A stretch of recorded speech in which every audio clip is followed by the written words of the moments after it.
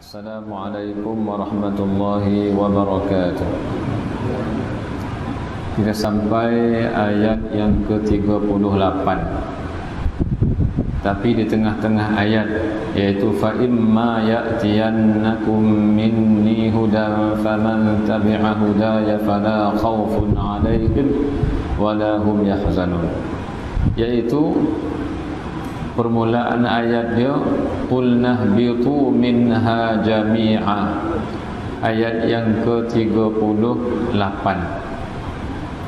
Qul nahbitu minha jami'a, kata kami, yakni firman kami, firman Allah Subhanahu wa ta'ala, ihbitu, turunlah engkau sekalian, minha, daripada syurga, jami'an, kesemuanya, jangan ada yang tinggal, turun ke dunia. Fa imma, situ sambungan dia, fa imma ya'tiyannakum, fa imma, maka seandainya, ya'tiyannakum, datang kepadamu, minni, dari sisiku, hudan, satu hidayah. Faman tabi'a, maka barang siapa yang mengikut hudaya, akan petunjukku. Muka surat apa tu? Apa? Muka surat 11. Baris kau?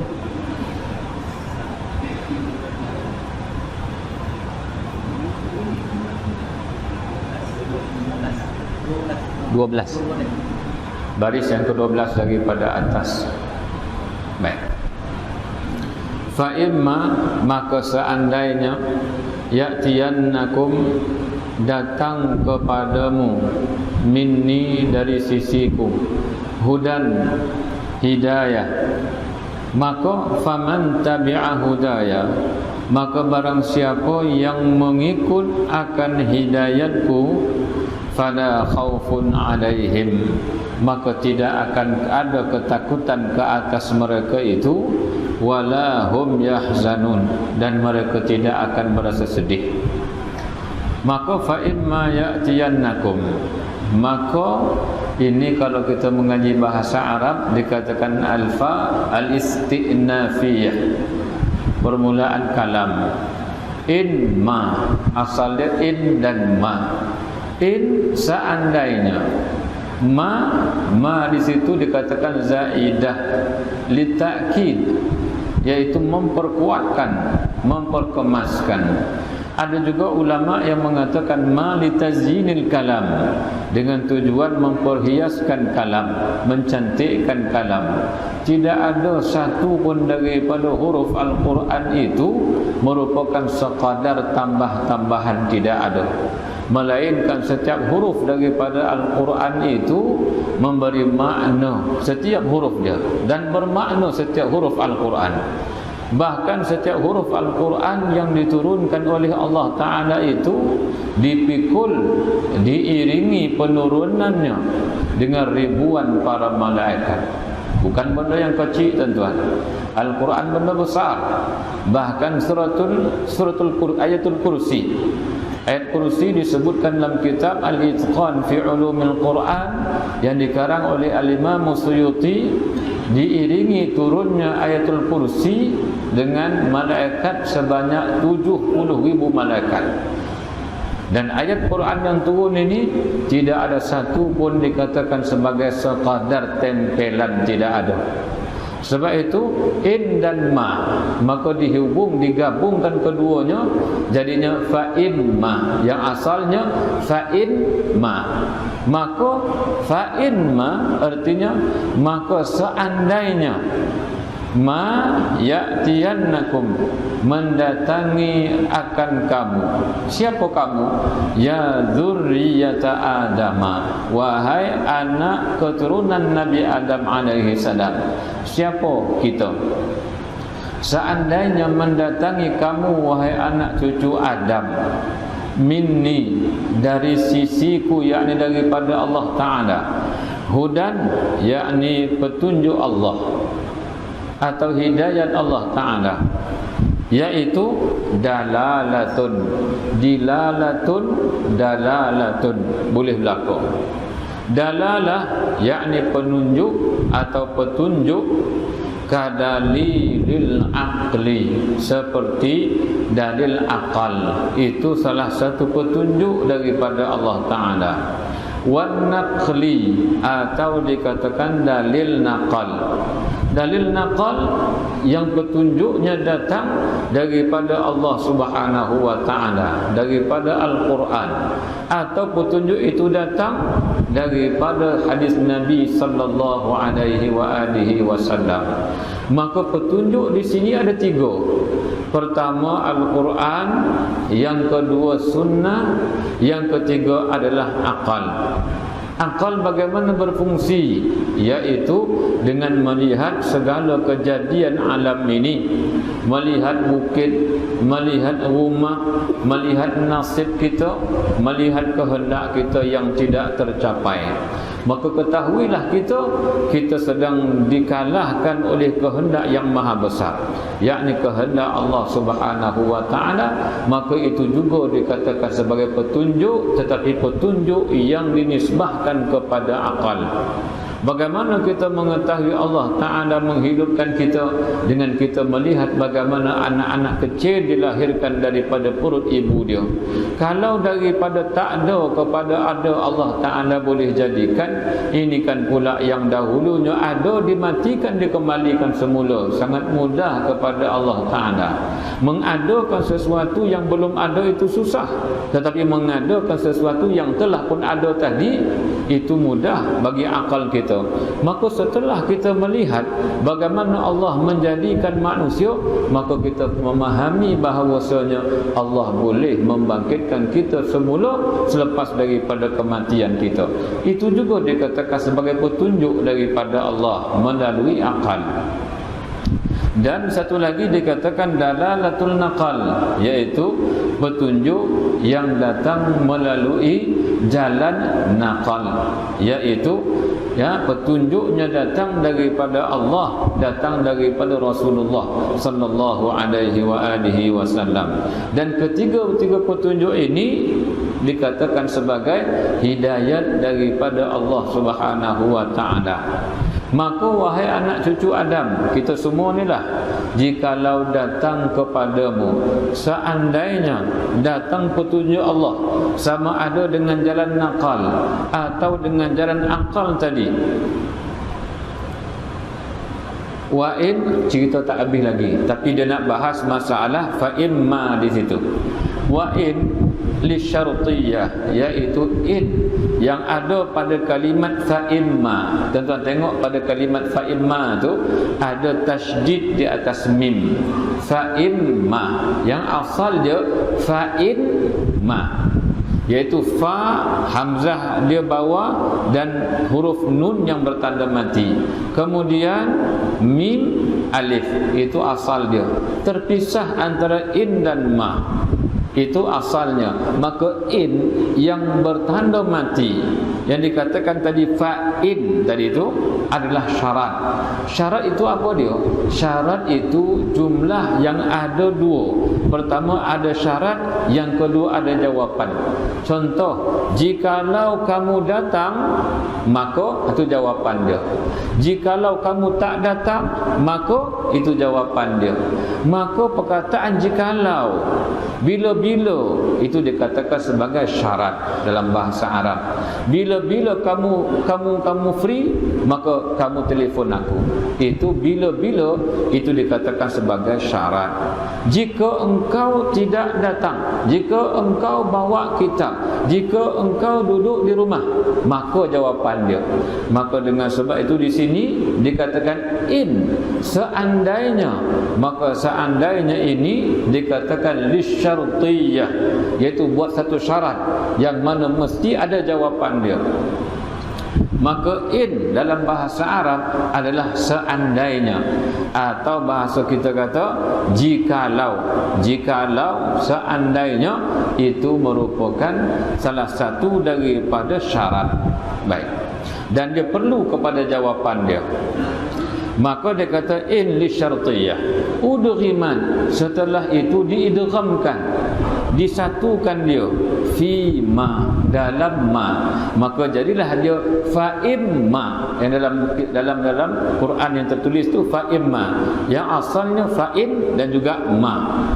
Maka ma az-zaidah lit-taukid merupakan tambahan yang membawa makna memperkemaskan, memperkuatkan, bukan dengan makna zaidah, tambahan yang tidak memberi sebarang makna. Maka ulama-ulama usul, ulama-ulama nahwu, ulama-ulama tauhid, ulama tafsir, mereka mengatakan tidak ada satu pun daripada huruf Al-Quran itu dikatakan sekadar tambah-tambahan, tidak ada. Melainkan setiap patah daripada Al-Quran memiliki makna yang tertentu. Maka ma di sini tidak sekadar dikatakan tambahan, tetapi tambahan dengan makna memperkemaskan, memperkuatkan, itu dikatakan kegunaan ma. Baik. Setelah mana in di situ dikatakan syarat, iaitu dengan makna jikalau atau seandainya datang kepada kamu hidayat daripada sisi Allah Subhanahu wa taala, maka apa jawapan dia? Faman, maka barang siapa. Itu jawapan daripada seandainya tadi. Seandainya datang kepada kamu hidayah dari sisiku, maka jawapannya man tabi'a, barang siapa yang mengikut hudaya, akan hidayahku. Bagaimana cara mengikut hidayah Allah Subhanahu wa taala? Bi'an, dengan cara ba' dikatakan taswiriyah, menggambarkan bagaimanakah caranya kita mengikut hidayah Allah Subhanahu wa taala. Bagaimana? Anta'ammalal adillata. Ta'ammal iaitu dengan kamu mengira-ngira, dengan kamu memerhatikan sedalam-dalamnya al-adillata bihaqqiha, iaitu segala dalil yang datang daripada akal, segala dalil yang datang daripada Al-Quran, daripada hadis Nabi sallallahu alaihi wasallam, bihaqqiha, dengan sebenar-benarnya. Jangan sekadar baca, tetapi hayati sungguh-sungguh. Tapi kita nak menghayati, tuan-tuan, masalah kat kita. Apa sebab? Kerana kita kurang alat kita, kurang kemampuan bahasa Arab kita.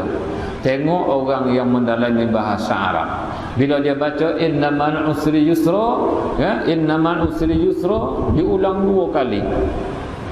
Innamal usri, fa innamal usri yusra, innamal usri yusra. Perkataan yusri, yusra ada. Innamal usri yusra. Dia kata al-usru iaitu kepayahan, diletakkan alif lam, al-usri. Yusra tidak ada alif lam. Diulang lagi, al-usri yusra. Yusra itu dikatakan sebagai apa? Nakirah. Ada. Kemudian al-usri itu ma'rifah. Ma'rifah dikira satu, nakirah itu umum, artinya setiap satu kepayahan yang datang Allah bukakan pelbagai jalan keluar. Karena banyaknya jalan keluar. Jangan nampak sekadar kerumitan, tak nampak jalan keluar. Tetapi Allah mendatangkan lafaz Al-Quran dengan ada alif lam, tak ada alif lam, ada makna yang tertentu. Yang ada alif lam tadi artinya satu kepayahan yang kamu ada, dan perkataan yusra dengan tidak ada alif lam artinya pelbagai jalan keluar daripada masalah kamu. Allah tak jadikan satu masalah, melainkan Allah Ta'ala menjadikan pelbagai jalan keluar. Sehingga kan Nabi mengatakan likulli da'in dawa. Setiap daripada penyakit kamu ada ubat dia. Kadang-kadang makan ubat ni sembuh, makan ubat ni sembuh, penyakitnya cuma satu sahaja. Allah bagi pelbagai kesembuhan, pelbagai jenis ubat. Tapi kadang-kadang kita tak sabar. Kita kata dah lama dah berjaman dan berubek, tak mau elok. Sebab tidak jumpa lagi ubat yang sesuai dengan penyakit kita. Kalau kita benar-benar beriman dengan apa Nabi sebut, Nabi kata apa? Setiap penyakit pasti ada ubat. Allah turunkan sekali penyakit berserta dengan ubatnya, dan ubatnya bukan satu, bahkan pelbagai ubat yang ada. Ini rahmat daripada Allah Subhanahu wa taala. Dan tidak dapat menghayati ini melainkan setelah kita ada alat untuk memahami Al-Quran. Bagaimana alat memahami Al-Quran? Alat memahami Al-Quran itu adalah dengan mengetahui bahasa Arab. Sebab itu tuan-tuan, saya baca kita Arab ni saya faham. Tuan-tuan tak faham kita Arab ni dah, kan? Tetapi tuan-tuan mendatangkan rubah, mendatangkan seronok dalam diri kita. Al-Quran dalam bahasa Arab, baca syarah dalam bahasa Arab. Kalau tak ada tuan-tuan yang boleh bahasa Arab, anak-anak tuan-tuan besok insya-Allah orang yang mahir bahasa Arab. Kalau anak-anak tuan-tuan tak ada, cucu tuan-tuan besok yang akan menggantikan orang baca kitab ini, ya. Jangan sekadar harapan tuan-tuan. Kita letak harapan, kita kata besok ada tapi tak ada, kan? Kita tak mau macam tu. Tuan-tuan yang ada anak, ada cucu tuan-tuan, ya, yang ada kebijaksanaan, dorongkan dia kepada agama. Mudah-mudahan pelapis untuk membaca kitab ini ada. Kalau tak besok tuan-tuan, ni simpanlah jawabnya, kan? Simpan dalam museum. Baik. Setelah ustaznya simpan dalam tanah, maka kitab simpan dalam museum. Tak ada siapa nak baca lagi dah. Maka sebab itu saya baca juga kitab Arab ni supaya datang perasaan kita ni, anak kita besok, kalau kita muda lagi, anak kita ada, dia akan menggantikan ustaz yang duduk di hadapan. Kalau anak dah tak ada, dia 80, anak dia 60, dah takkan dia belajar lagi. Cucu kita ada tuan-tuan, ya, paling tak minat kita ada, Allah anugerahkan cucu atau keturunan kita yang boleh baca kitab Arab ini dan memahami Al-Quran. Baik. Kemudian dia kata, dengan cara bagaimana? Bi anta amalal adillata minha bihaqqiha, dengan sebenar-benar tengok betul-betul dalil-dalil yang ada, ya, akhirnya nanti menguatkan keimanan kita kepada Allah Subhanahu wa taala. Wastantaja, dan mengeluarkan al-ma'arifah, yaitu segala ma'rifat, minha, daripada dalil yang ada tersebut, berdasarkan kepada renungan akal kita. Memandang ke langit, kita melihat begitu tingginya langit. Ini biasa saya sebut tuan-tuan, yang mana galaksi dibuktikan oleh kajian sains, yang mana bumi kita ni cuma 1/bilion planet yang ada dalam satu galaksi. Galaksi bukannya satu, galaksi pula berbilion galaksi. Besarnya alam ciptaan Tuhan. Dan kita sekadar makhluk yang paling kecil sekali.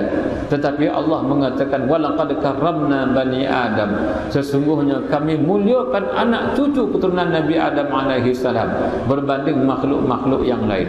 Sekalipun berbilion planet, berbilion galaksi, Allah Ta'ala muliakan juga anak cucu Nabi Adam alaihi salam. Bila kita merenung ke langit, kita tengok tingginya langit. Kalaulah ada berbilion planet, berbilion galaksi, agak-agak berapa tinggi langit yang Allah Ta'ala ciptakan.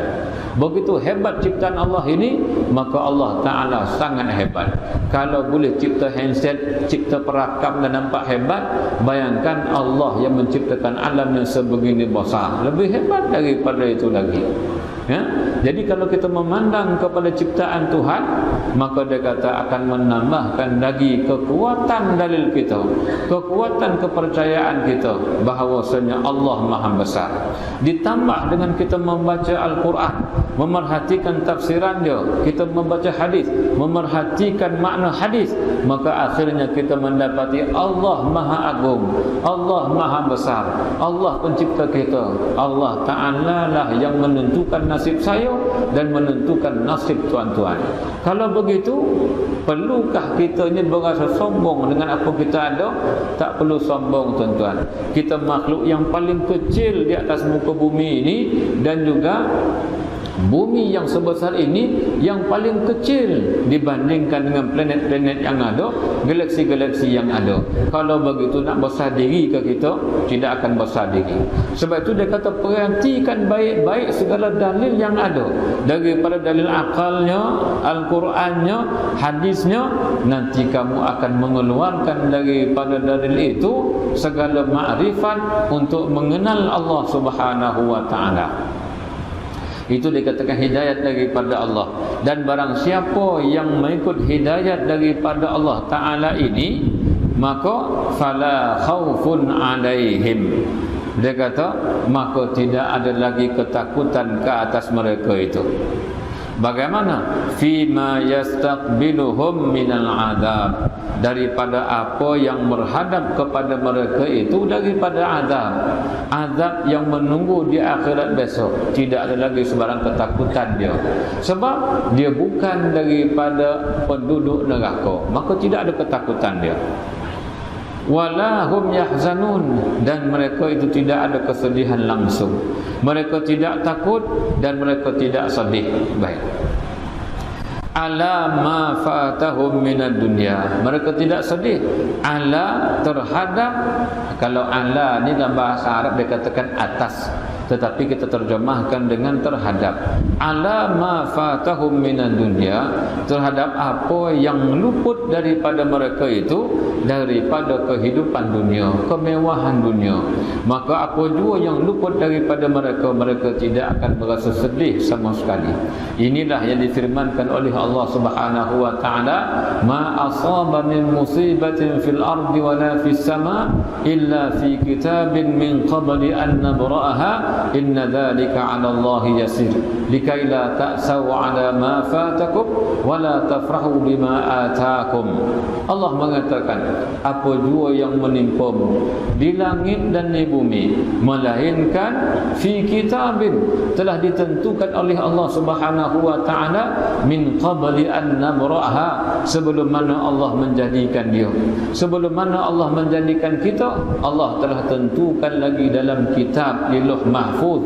Kisah Nabi Adam alaihi salam makan buah larangan, kisah apa jua yang berlaku ini Allah telah tentukan dalam di Lauh Mahfuz sana. Inna dzalika 'ala Allah yasir, di sisi Allah Ta'ala perkara itu sangat mudah sama sekali. Kenapa Allah beritahu demikian? Likaila ta'sau, supaya jangan kamu berasa gundah gulana, supaya kamu jangan berasa duka cita, ala ma fa'atakum, terhadap apa yang luput daripadamu. Terasa kita rasa resah, gelisah, kehilangan dunia. Jangan rasa resah dan gelisah, kerana dia kata apa yang disampaikan oleh Allah Ta'ala yang kamu tidak dapat, yang hilang daripada kamu, itu telah pun ditentukan oleh Allah Subhanahu wa ta'ala. Wala tafrahu bima atakum, dan jangan kamu berasa terlampau gembira dengan apa yang kamu dapat, kerana itu telah pun ditetapkan oleh Allah Subhanahu wa ta'ala. Harta yang kita ada itu anugerah daripada Allah. Kesusahan yang kita lalui itu kehendak Allah Subhanahu wa ta'ala. Kalau begitu, tidak akan berasa sedih apa yang kita hilang, dan tidak akan berasa sombong dengan apa yang kita dapat. Maka dia kata orang yang beriman ikut hidayat Allah Subhanahu wa ta'ala, mereka tidak akan merasa sedih sama sekali terhadap apa yang hilang daripada diri mereka, kerana mereka mengetahui dah Allah Maha Agung, Allah Maha Besar, Allah yang menentukan, Allah yang mentakdirkan. Tidak ada yang berlaku melainkan daripada takdir Allah Subhanahu wa ta'ala. Itu tanda orang ikut hidayat. Mereka tidak akan berasa sedih dan mereka tidak akan berasa takut. Wa yuqal, dan dikatakan, ada dua pendapat mengatakan, bagaimanakah hilangnya ketakutan manusia, bagaimanakah hilangnya kesedihan manusia. Fala khaufun alaihim idza dzubihal mautu, tidak ada sebarang ketakutan ke atas mereka itu. Idza, apabila, dzubihal mautu, disembelih kematian, wala hum yahzanun, dan mereka tidak akan merasa sedih. Idza utbiqatin nar, bila mana neraka ditutup oleh Allah Subhanahu wa ta'ala. Artinya ketika di akhirat nanti Allah akan gambarkan kepada kita seekor hayawan yang berupa kibas. Itu merupakan kematian. Maka dia perintahkan supaya kibas itu disembelih. Disembelih kibas tersebut. Kenapa disembelih? Lambang kepada kematian. Artinya kematian telah pun disembelih dan dia telah pun mati. Dan selepas daripada ini tidak akan ada lagi kematian. Kerana kematian telah pun mati. Tidak akan wujud lagi kematian. Yang ada pada masa itu hidup yang tidak akan ada akhirnya. Itu dikatakan, yaitu fala khaufun alaihim. Mereka tidak akan merasa sedih lagi, kerana selepas daripada ini kamu tidak akan mati sama sekali. Dan dia kata menunjukkan bahawa tidak akan berlaku kematian. Allah perintahkan supaya kematian itu dirupakan merupa kibas, kemudian disembelih oleh para malaikat, dan tidak ada kematian selepas daripada itu. Walahum yahzanun, dan mereka tidak akan berasa sedih idza utbiqatin nar, bila neraka ditutup oleh Allah Subhanahu wa taala daripada mereka. Mereka tidak berasa risau.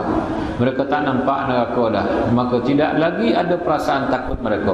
Bahkan dibukakan pintu syurga, maka pada masa itu yang ada dalam hati mereka melonjak-lonjak nak masuk syurga Allah Subhanahu wa taala. Tidak berasa takut lagi pada masa itu. Nah, ini orang yang mana tuan-tuan? Mereka yang mengikut hidayat Allah Subhanahu wa taala. Baik.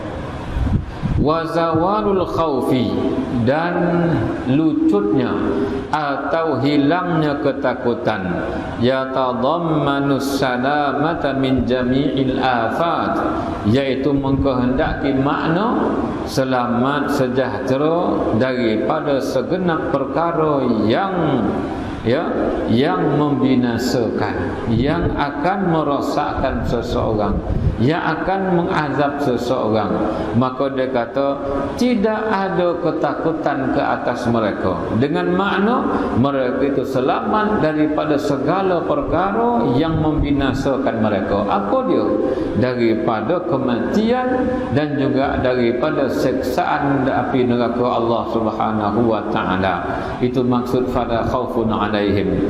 Kemudian ada juga mengatakan wazawalul huzni, dan hilangnya kesedihan itu yaqtadil wusula ila kullil ladzat wal muradat, yaitu mengandungi makna al-wusul. Wusul makna sampai, yaitu sampai dengan makna mencapai. Mereka dapat mencapai ila kullil ladzat, yaitu segala jenis kelazatan atau keseronokan. Mereka dapat mencapai segala keseronokan yang ada di akhirat besok, hasil daripada mereka mengikut hidayat Allah Subhanahu wa taala. Wal muradat, dan segala keinginan jiwa mereka, nakkan keseronokan, nakkan segala-gala yang menyenangkan mereka, Allah sampaikan hajat mereka itu dengan mereka mengikut hidayat Allah Subhanahu wa taala. Wa hadza, dan ini kesemuanya ini yadullu ala, menunjukkan bahawasanya annal mukallafa, bahawa seseorang mukallaf, seorang yang berakal, seorang yang baligh, seorang yang Islam ini, yang sempurna panca indera dia, ini dikatakan mukallaf. Kita mukallaf, kau tak mukallaf tuan-tuan? Kita mukallaf, sempurna panca indera, sekalipun rambut sikit dah, sekalipun pokak sikit kan. Orang dia panggil rumah, oh Minah, pokak orang tua ni kan. Minah pun jawab, oh bising-bising bunyi ni apa benda lah. Dia pun diam, pokak orang tua ni. Rupa sama-sama pokak. Itu adakah keluar daripada taklif? Tak keluar daripada taklif, tetap mukallaf. Dia kata macam mana dia pokak? Itu pokak datang kemudian. Dulu dia dengar elok, dia bukan pokak tak dengar langsung, tak pernah belajar kan. Dulu dia elok telinga dapat mendengar. Dia kata rabun macam mana? Rabun macam sen, tetap juga mukallaf. Maka siapa mukallaf yang dia siuman, dia berakal, telah pun baligh, sempurna panca indera dia, maka setiap orang yang begini, alladzi ata Allah Ta'ala, yang mereka itu benar-benar taat kepada Allah Subhanahu wa Ta'ala, la yulhiquhu khaufun, yang tidak mengenai mereka itu ketakutan fil qabri, dalam kubur mereka. Yulhiquhu khaufun fil qabri, mereka yang taat kepada Allah itu tidak akan ada sebarang ketakutan ketika mereka berada di alam barzakh. Ini yang kita baca dalam kitab Ahwalul Qubur, yang hadisnya dihimpunkan oleh Ibnu Rajab Al-Hambali. Dia menceritakan bagaimana seseorang yang masuk ke dalam kubur, maka datanglah amal baiknya menemaninya, bacaan Al-Quran dia menemaninya, sedekah dia, puasa dia datang menemani. Bahkan malaikat nak dokek pun dia tak beri. Jangan tanya dia, tanya aku. Dia baca aku, dia sebut nama aku, dia zikir kepada Allah Ta'ala, dia bersedekah, maka banyaklah yang akan menemaninya semasa di alam barzakh. Kalau begitu ada takut atau tak ada takut? Maka tidak adalah ketakutan pada mereka yang taat kepada Allah. Bagaimana mereka taat kepada Allah? Allah suruh bersedekah, mereka bersedekah. Allah suruh mereka puasa, mereka puasa. Allah suruh mereka sembahyang, mereka sembahyang. Allah suruh mereka baca Quran, mereka baca Al-Quran. Allah Ta'ala suruh kenal diri dia, mereka belajar mengenali Allah Subhanahu wa Ta'ala. Maka orang yang sebegini, yang berakal, orang yang baligh, sempurna panca indera, taat kepada arahan Allah Subhanahu wa Ta'ala, menjauhi segala larangan Allah, maka mereka itu tidak ada ketakutan di alam barzakh. Wa indal ba'thi, dan ketika dibangkitkan daripada kubur, mereka tidak akan ada ketakutan.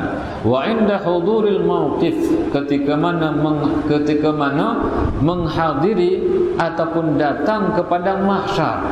Ketika itu manusia semua menghadap Allah Subhanahu wa Ta'ala. Ada ketakutan tuan-tuan ketika di padang mahsyar, ketika dibangkitkan kemudian diarak ke padang mahsyar. Wa inda tatayuril kutub, ketika mana buku amalan terbang di udara, tak tahu yang mana datang ke tangan kanan, ashabul yamin, surga Allah Subhanahu wa Ta'ala. Datang dan menghindap di tangan kiri, masuk neraka Allah Subhanahu wa Ta'ala. Baik. Kemudian wa inda nasbil mizan, ketika mana ditegakkan timbangan amal, untuk ditimbang amalan kita. Ada amal ke tak ada amal, banyak dosa ke banyak pahala, kan? Tak pernah rasa sorry mengumpul dosa, pagi petang siang dan malam mengumpul pahala, kita rasa sorry tuan-tuan, kan? Semayang sorry, baca Quran sorry, belajar sorry, baca sorry, zikir pun sorry. Yang senang berehat-rehat je lah, kan? Buka TV tu bergasak tengok TV pagi sampai ke petang. Kalau istilah Negeri Sembilan kata apa? Pagi nyolang ke petang berasak tengok TV, kan? Tu senang berehat, tak ada apa-apa. Tapi menyebut subhanallah, Allahu akbar susah. Kita sembahyang susah, baca Quran tu latih, ada. Tapi siapa latih di sini, di akhirat besok dia berehat. Tapi siapa berehat di sini, akhirat besok dia latih. Maka ketika diangkatkan timbangan amal, maka tidak ada ketakutan dia. Dia kata sepanjang hidup ini dihabiskan dengan mentaati Allah Subhanahu wa Ta'ala. Wa inda sirat, dan ketika mana dibentangkan titian sirat untuk menyeberang daripada tebing ni ke tebing sana. Di sana syurga yang sedang menunggu, di bawah neraka Allah Subhanahu wa Ta'ala. Maka orang yang takut kepada Allah, taat kepada Allah Ta'ala ini, mereka tidak akan berasa takut. Suruh menyeberang mereka itu, dan sepantas kilat mereka menyeberang di titian siratul mustaqim. Baik. Walladzina kafaru, dan mereka yang kufur. Walladzina kafaru, dan mereka yang kufur. wa kadzabu, dan mereka yang mendustai bi ayatina, dengan ayat-ayat kami, ulaika ashabun nar, mereka itulah penghuni neraka, hum fiha khalidun, dan mereka kekal di dalam neraka itu selama-lamanya. Baik. Ayat 39. Walladzina kafaru, dan mereka yang kufur, yang enggan, yang tidak mempercayai, birusulina, dengan rasul-rasul kami, al-mursalati, yang diutuskan ilaihim kepada mereka. Mereka kufur, mereka tidak beriman dengan rasul yang diutuskan. Itu yang pertama, kufur kepada rasul yang diutuskan. Wa kazzabu bi ayatina, dan menganggap dusta terhadap ayat-ayat kami. Kadzaba, fa'ala, seperti mana hasana. Dalam hadis dikatakan hasanahu Tirmizi. Hasana dengan makna menganggap hadis ini hasan oleh Imam Tirmizi, menganggap hasan. Kadzaba, menganggap dusta, bi ayatina, dengan ayat-ayat yang kami turunkan. Dia kata ini ayat merupakan satu pendustaan daripada Muhammad. Mereka yang tidak beriman kepada Nabi Muhammad dan juga menganggap ayat yang diturunkan kepada Allah, daripada Allah kepada Rasulullah, merupakan satu pembohongan. Kemudian al-munazzalah, yang diturunkan alaihim, ke atas mereka, mereka kata bohong, ayat ini bohong, rekaan semata-mata. Dia kata ayat ini tidak lain melainkan dongengan daripada Muhammad.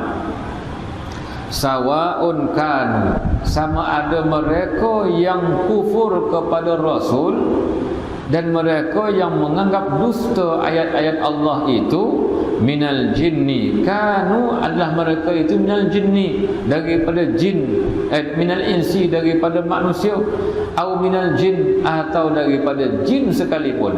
Mereka tidak beriman kepada Rasul, mereka mengatakan Al-Quran itu satu kitab yang berbohong, pembohong. Ulaika ashabun nar, mereka akan masuk neraka Allah Subhanahu wa taala. Ai, dengan makna ahlun nar, mereka merupakan penghuni neraka, mereka akan tinggal di neraka. Wa mulazimuha, dan mereka akan menetap di sana. Wa mulazimuha, maknanya mereka tidak akan cerai tanggal daripada neraka. Mulazimuha maknanya senantiasa bersama dengan api neraka.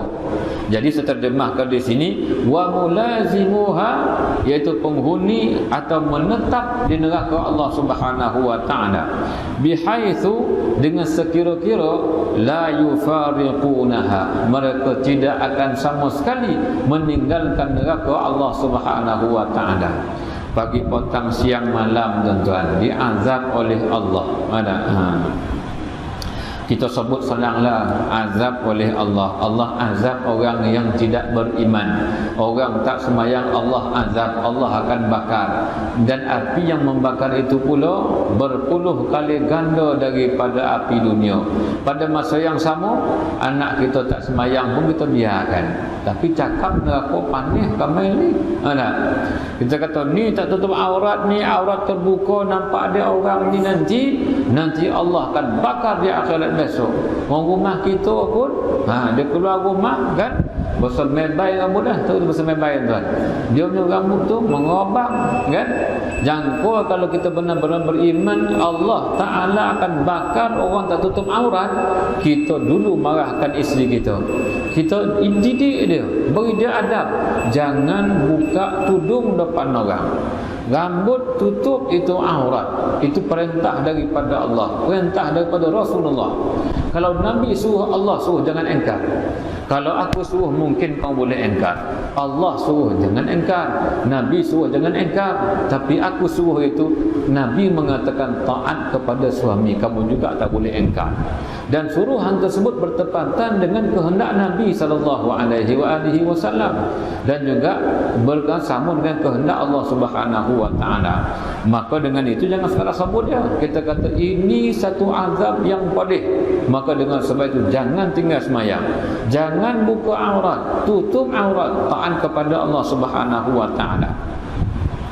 Aidaimuna, iaitu berterusan di dalam neraka, la yakhrujuna minha, tidak akan keluar daripadanya, daripada neraka, wala yamutuna fiha, dan mereka tidak akan mati selama-lamanya di dalam neraka Allah Subhanahu wa taala. Bahkan kulit bertukar kulit, mereka sekali-kali tidak akan mati. Terbakar hangus kulit mereka, diganti kulit yang baru. Kalau pembohong, lidah ditarik keluar, gunting lidah, tumbuh dah bau, gunting lagi, tumbuh, gunting lagi, selama-lama tuan-tuan. Tuan-tuan balik ni gunting dulu lidah tu sikit, cuba rasa kan. Dokek menggunting pun kita rasa gali dah, garun dah. Ini kan pula gunting daripada neraka, dia sentak keluar lidah kita, dia gunting daripada tepi neraka, keluar lidah yang bau, gunting lagi, keluar lidah bau, gunting lagi sampai bila-bila.